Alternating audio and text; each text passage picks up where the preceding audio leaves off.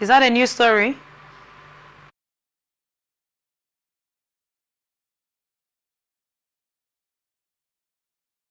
Information and Strategy, Bayo Onuoga, has defended the proposed bill from the presidency seeking reforms in Nigerian tax collection processes. Recall that the Federal Executive Council, which Tinubu presided, recently endorsed new policy initiatives aimed at streamlining Nigeria's tax administration processes, enhancing efficiency and eliminating redundancies across the nation's tax operations. But the governors of 19 northern states under the platforms of the Northern Governors Forum at their meeting recently poked holes in the new derivation-based models for value-added tax distribution in the new tax reform bills before the National Assembly. Onuoga Ware, acting on behalf of the President, explained that the reform emerged after an extensive review of existing tax laws. He noted that the National Assembly is considering 4 executive bills designed to transform and modernize Nigeria's tax landscape. Nigerian Senate on Thursday adjourned plenary sitting until 2024. President of the Senate, Godswill Akpabio, made the announcement during plenary. According to the 2 weeks, would afford Senate relevant committees to carry out oversight function on ongoing projects to determine the levels of performance of the 2024 capital budget. Oversight is part of the constitutional obligations of National Assembly to the Nigerian people and requested for cooperation from all MDAs to ensure the success of the oversight.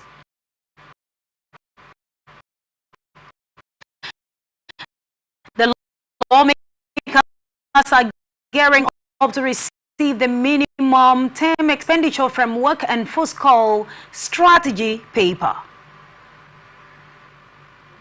Minimum term expenditure framework and fiscal strategy paper are parameters on which many budget is predicted on. Consequently, President Bola Tinubu is expected to present the 2025 budget proposal to a joint section of National Assembly. Indication from the Senate suggests that they had a committee set up by this upper chamber to investigate an alleged economic sabotage in the Nigerian oil and gas industry has not abandoned the probe, as recently reported in some media platforms. This is as the chairman of BT and leader of the Michael Bambi has plainly since the earlier decision on the matter. Peru, in his motion, explained that the House of Representatives has also set a similar ad hoc committee to investigate the same issue. Correspondent Rotimi Adewiye reports that it's becoming imperative for both chambers to work together in probing the issues of sabotage in the oil and gas industry. The Senate recalls also its resolution on Thursday, 11 July 2024, to recaption the title of the ad hoc committee to investigate alleged economic sabotage in the Nigerian petroleum industry. The Senate notes that the House of Representatives debated on the same matter and also constituted an ad hoc committee to investigate it, and the Senate equally observes that there is need for the ad hoc committees of the 2 chambers to work jointly to avoid duplication and clash in the discharge of their assignment. That the resolution of the Senate be communicated to the House of Representatives, following which the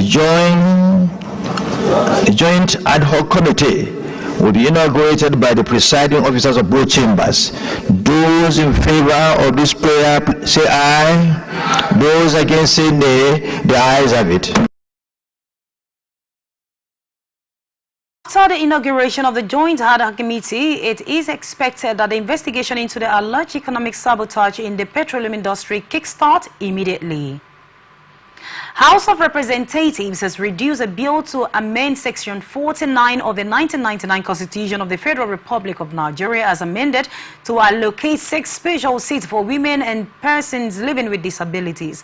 Sponsored by the House spokesperson Akintunde Rotimi, the proposed amendment seeks to increase the total number of representatives in the House from 360 to 366, with the 6 additional seats reserved specifically for women and PWDs. According to the bills, this special seat would be distributed evenly across Nigeria's 6 geopolitical zones, ensuring 1 representative from each group per region. Candidates for this seat must meet all qualifications required for regular House members. The bill also proposed that election for these roles would be conducted through the Electoral College made up of members from the National Assembly of each special groups, which imputes from grassroots and regional levels in the multi-tiered election process. Rotimi noted that the bill aimed to enhance representation for women and individuals with disabilities who often face significant barriers to political participation. House of Representatives has resolved to invite the Federal Ministry of Environment and National Management Agency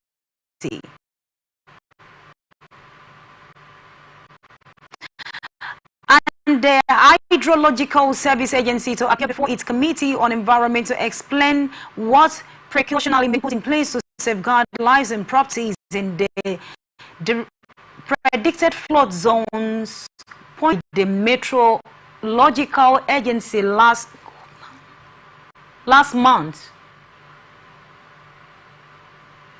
The House has on the federal government and state government to activate vocational evacuation protocols for communities along floodplains and ensure that affected populations have access to temporary shelters, medical services, and other forms of support.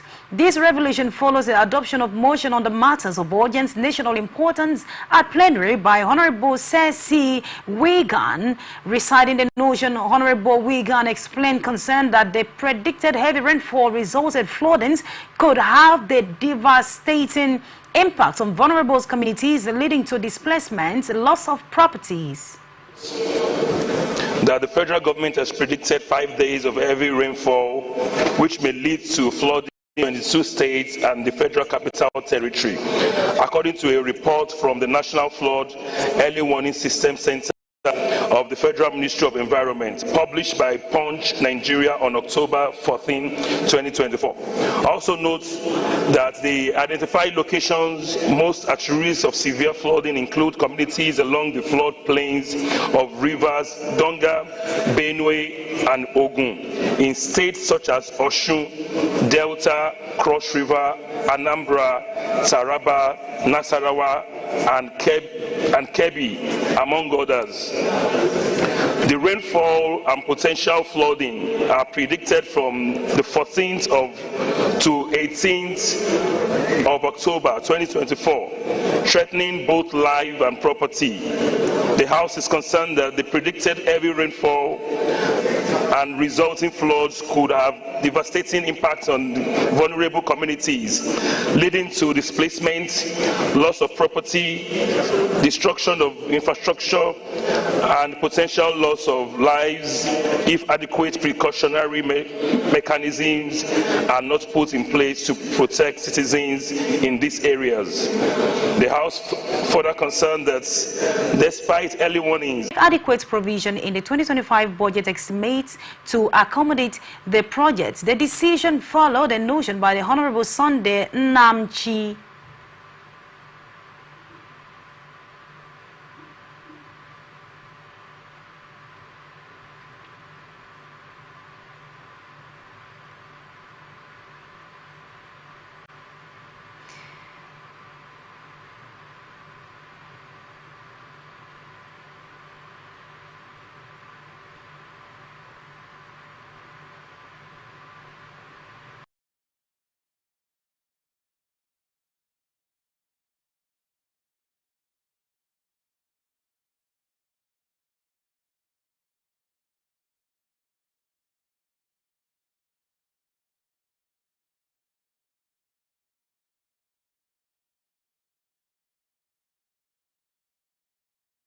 2022. Cognizance of the need to maintain public trust and confidence in the electoral process.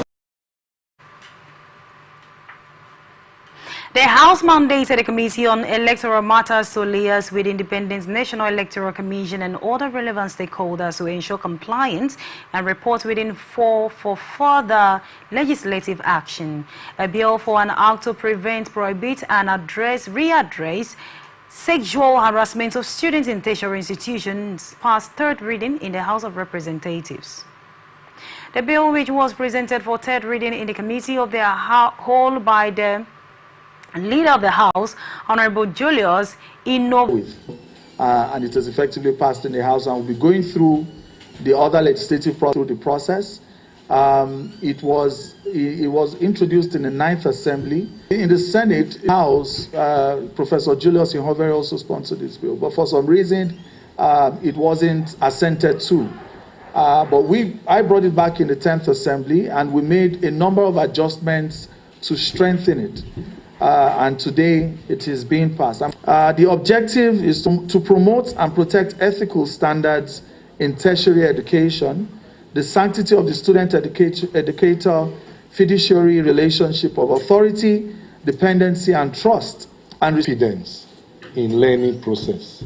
As students in various higher institutions, we have confidence to learn very well without facing any form of intimidation. This bill, sir, and my colleagues seeks to give health workers the opportunity to stay longer in service and retain experienced professionals in service to train people who are coming in as other people are going out. I want to let you know, Mr. Speaker, sir, and my distinguished colleagues,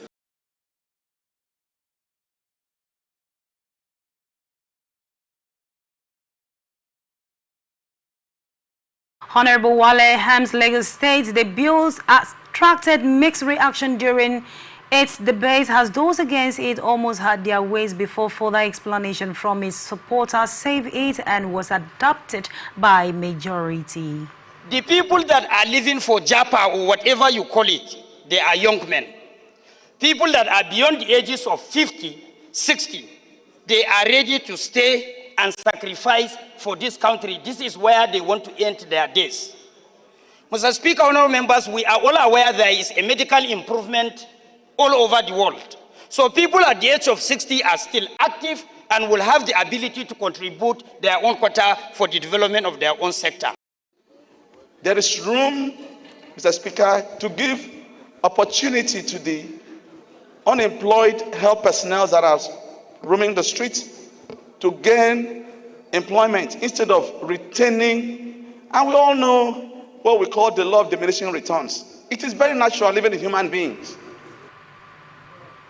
In May 2021, the federal government, through the Federal Ministry of Labor and Employment, reached an agreement with stakeholders in the health sector to increase the retirement age for age workers from 60 to 65 years. Hence, the need to back up the agreement with legislation.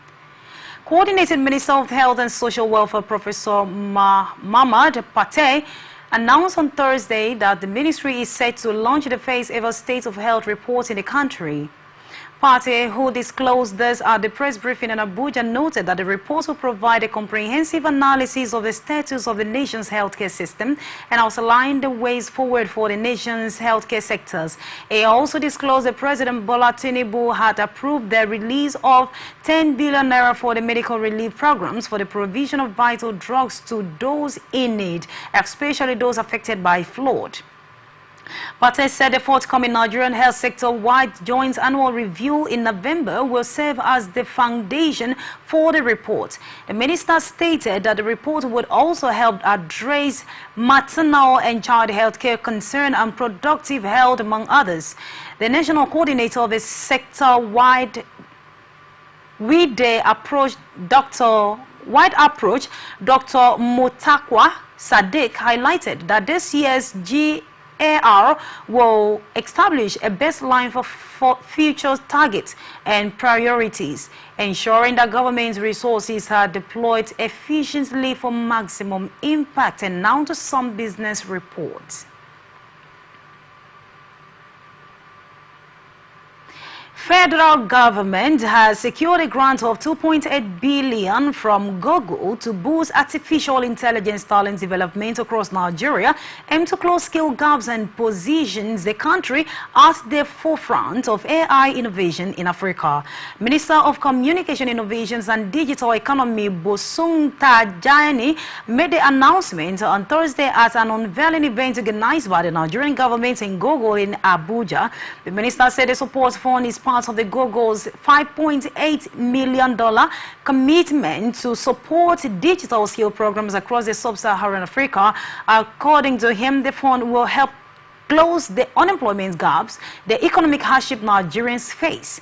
On his part, Matt Britton, president Google EMEA, explained that the grants will be implemented in Nigeria through the government's ongoing 3 Million Talent program with a focus on 20,000 Nigerians with AI skills. Similarly, he noted that through the skill, 125,000 educators will be trained and 10 promising Nigerians